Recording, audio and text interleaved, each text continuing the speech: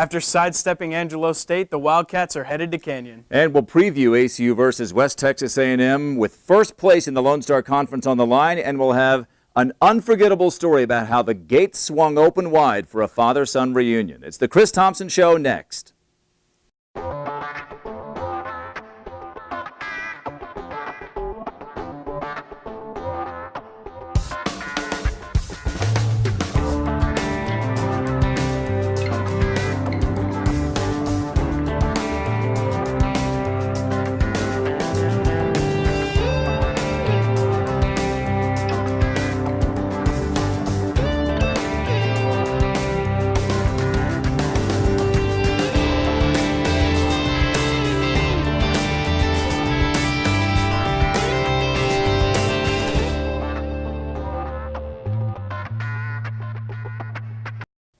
Welcome to Week 10 of the Chris Thomsen Show. Grant Boone along with Senior Broadcast Major Brandon Tripp and the head football coach at ACU, Chris Thomsen.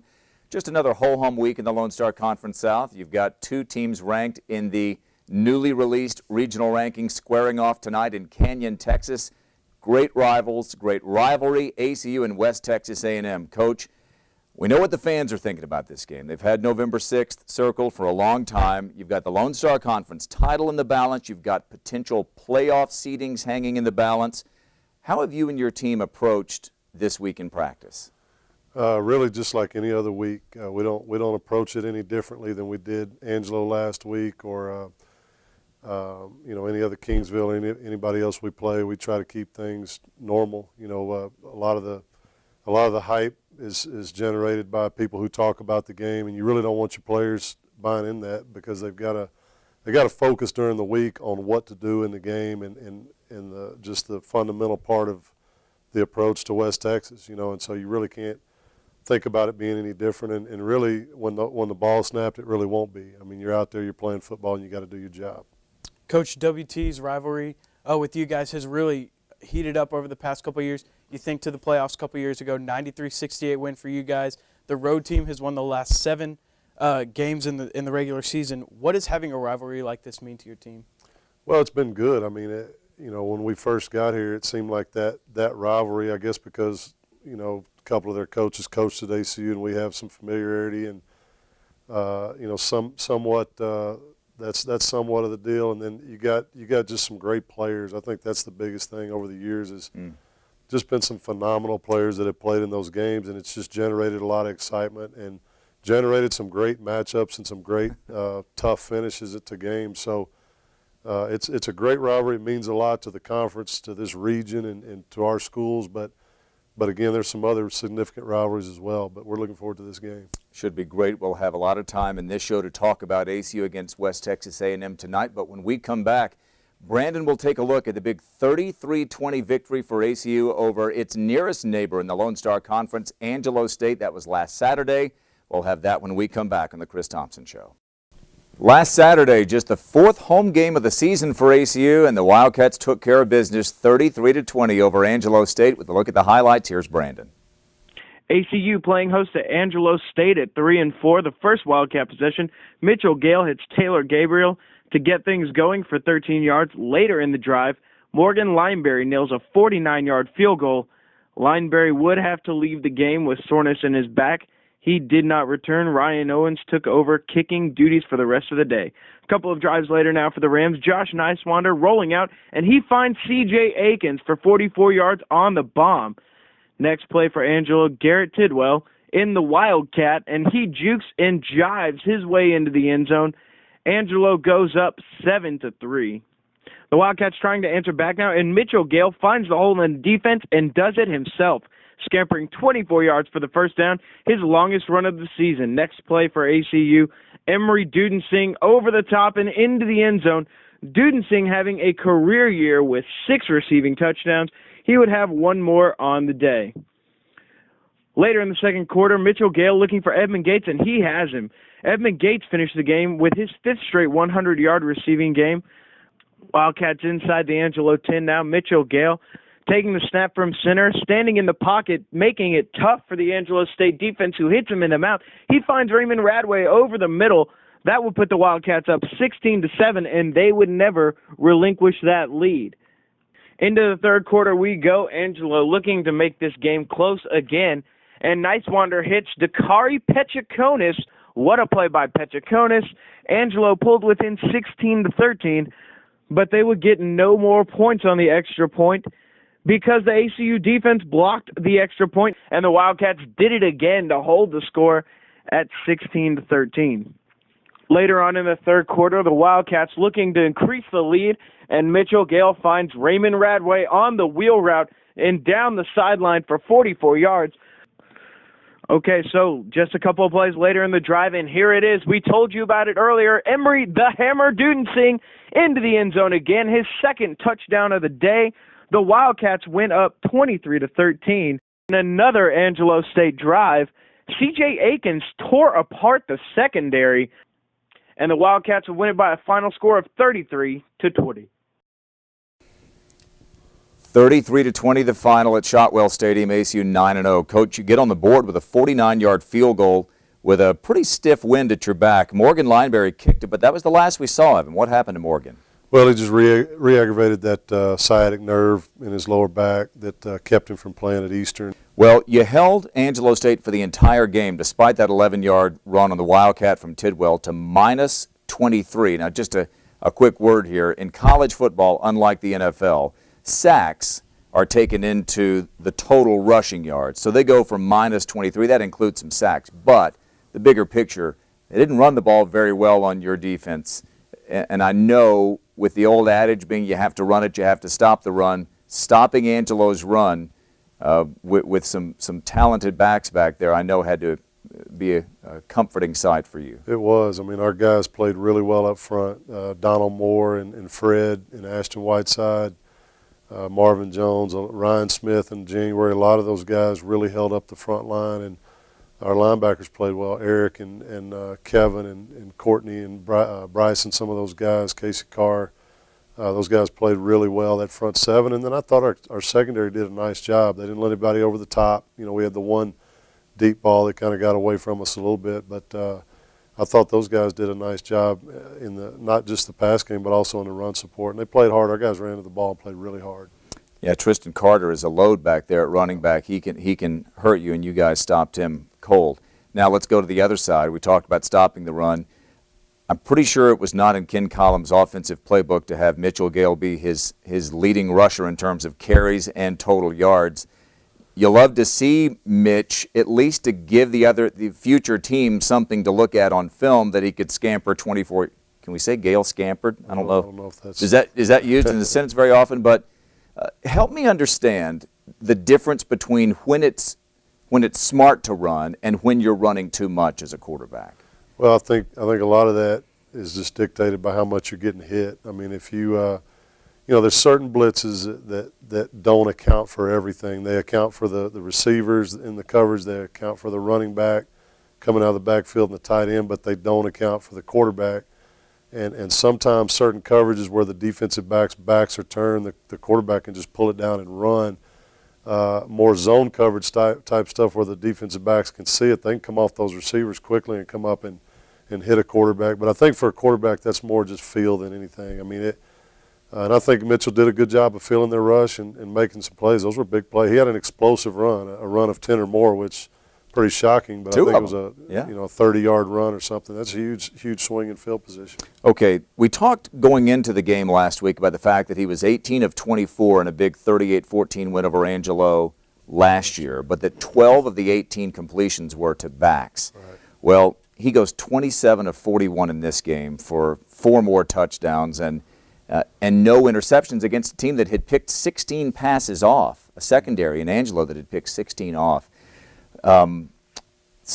Another 7 balls or so to Edmond Gates, who had his 5th straight 100-yard game. Just, again, the progression from one team last year to looking at him against this year's version is just night and day. Yeah, a lot different. Gates had a big game. Radway really stepped up. We got him down the field on a deep ball. And tell me about the play that really stood out to you, Gale to Radway with less than a minute to go in the first half, and why that was so important. That whole drive was significant just because it really took the wind out of Angelo. I mean, I think we went up 17-6 or 16-7 at that point maybe, and that's a huge blow emotionally to them. But then they really had dialed up a really good blitz. They brought the strong side safety, which we couldn't account for in that protection. And that's basically a deal where Mitchell knows that I got to get the ball out. I'm fixing to get hit.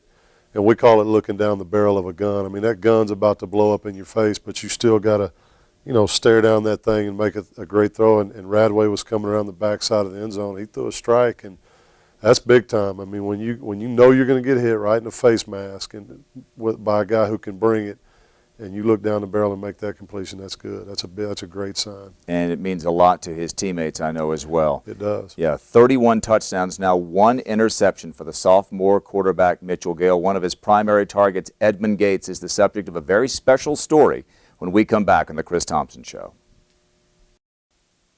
Welcome back to The Chris Thomsen Show.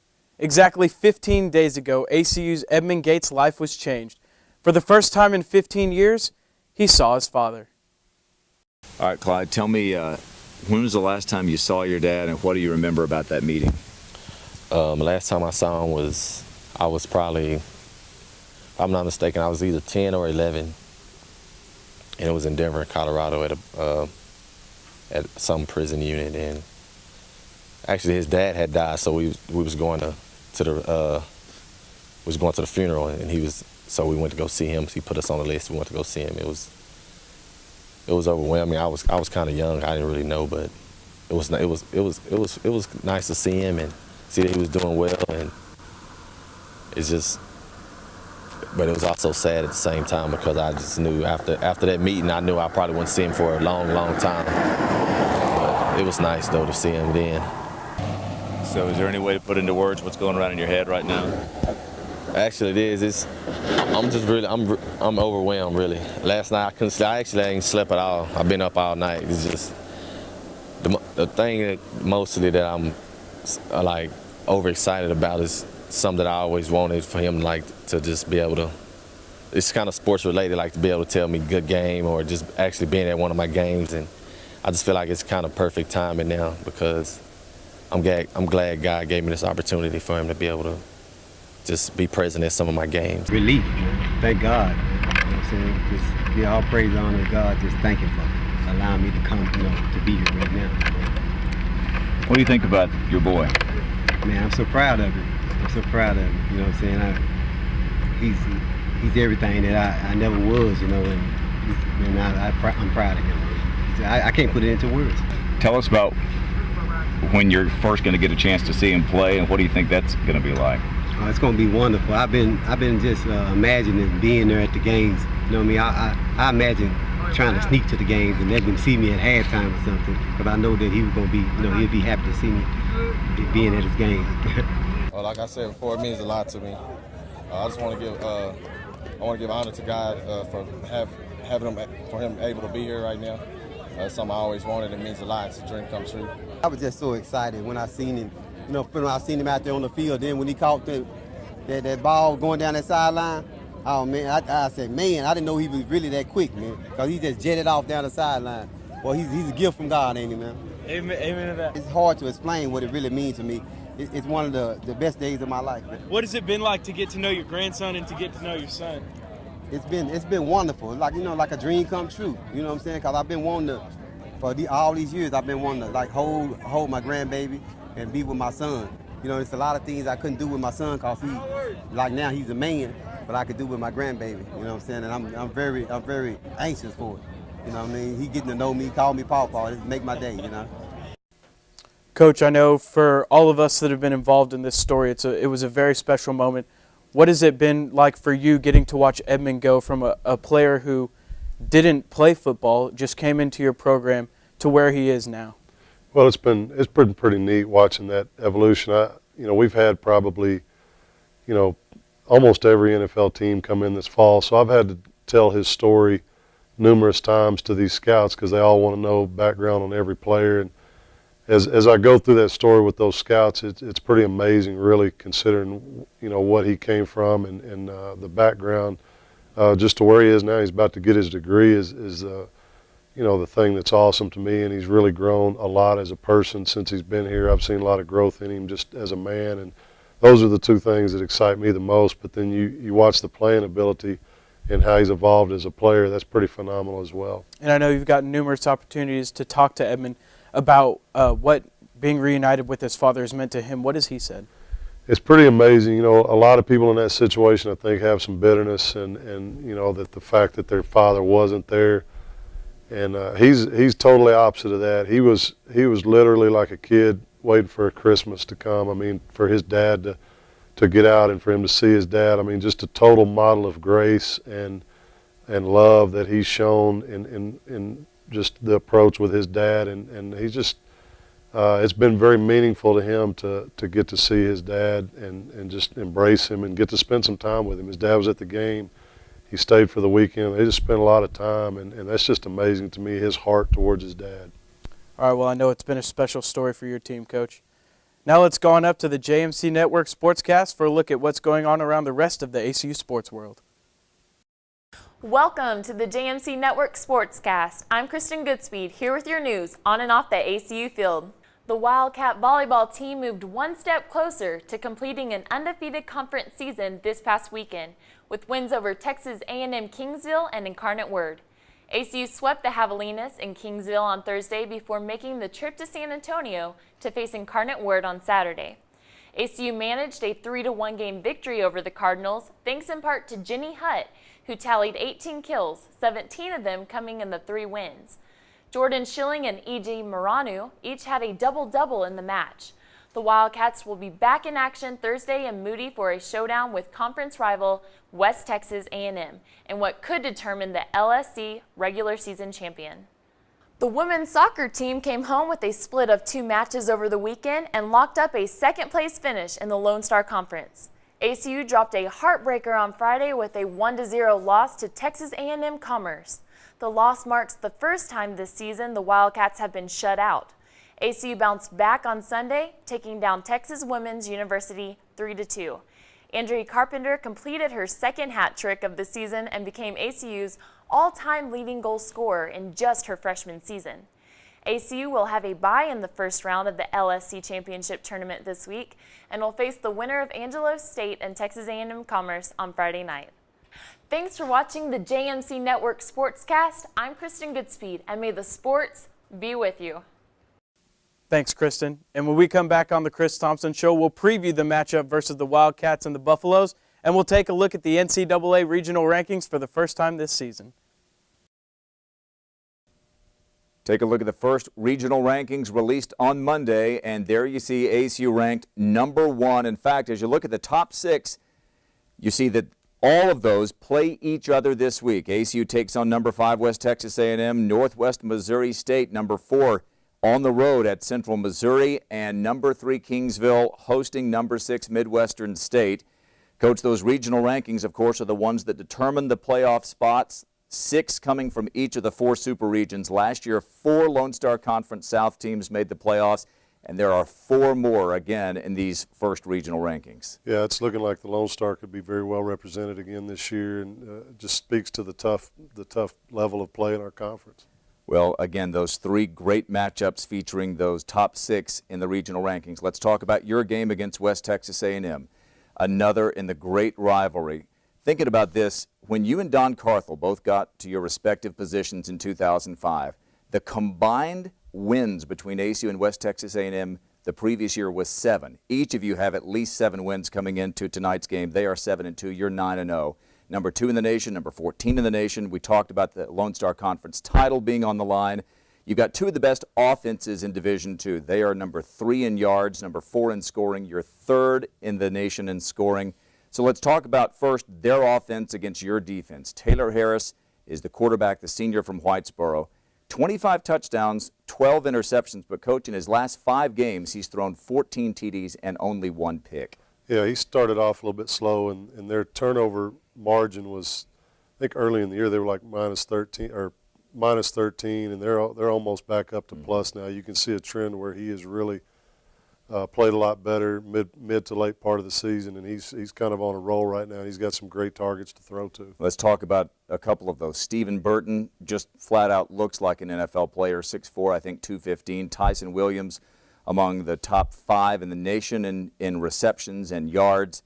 And then when all else fails, you just run a little draw play to Kelvin Thomsen up the middle. He's averaging nearly 7 yards a carry out of the backfield. Yeah, their run game this year is really significant. Sometimes, some years it's not, but Kelvin, he's a fifth-year senior, big, strong guy out of Mineral Wells, and kid we looked at out of high school, a really good player, and he's just one of those program guys that's developed into a great player. And Burton is a beast. He's a big man out there on the outside, and Williams is a big, strong guy too. Yeah. People don't really realize how big and strong he is, but he's a very aggressive, tough football player. So, and they've got some other targets to throw to, so it'll be tough. It'll be tough to stop them. Our defense has got a task. Coach, flip that around, your offense against their defense, more specifically your passing games, which seems to be your strength on the offense, and their strength on the defense seems to be their secondary.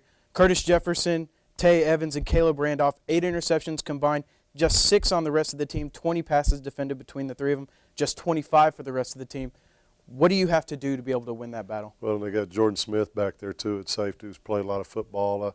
I think their secondary is really good, but their defensive front helps them. I think it all starts with our pass protection and Mitchell's ability to get us in the right blitz pickup, the right blitz check, and be able to have a chance to sit back there with some time. Most of the time, those turnovers are created by pressure. So I think the big key is just our offensive line and our blitz pickup.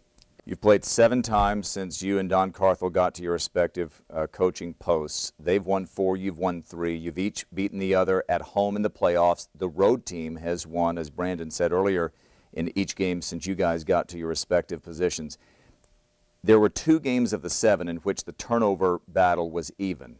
But in the other one, in the other 5 games, the team with the fewer turnovers has won each time. How important do you expect that to be tonight? Yeah, I don't think there's any doubt that that's the most critical statistic. And Midwestern went up there with a good team about 3 weeks ago, and they forced them into West Texas forced them into 4 interceptions. Eskridge has never thrown 4 picks in his career, so their pressure and then their secondary forces people into things that they don't normally do. So we've got to throw the football. We've got to be aggressive down the field. That's what we've done all year. We've got to do what we do. But Mitchell will have his biggest test tonight, being aggressive yet taking care of the ball. And finally, just as we think about this game tonight, Kimbrough Memorial Stadium could be anywhere from 12 to 15,000 people there. Great setting. Maybe just a word, Coach. This will be 3-4 times now you've gone up there, 5 times, I guess, counting playoffs. Just the scene.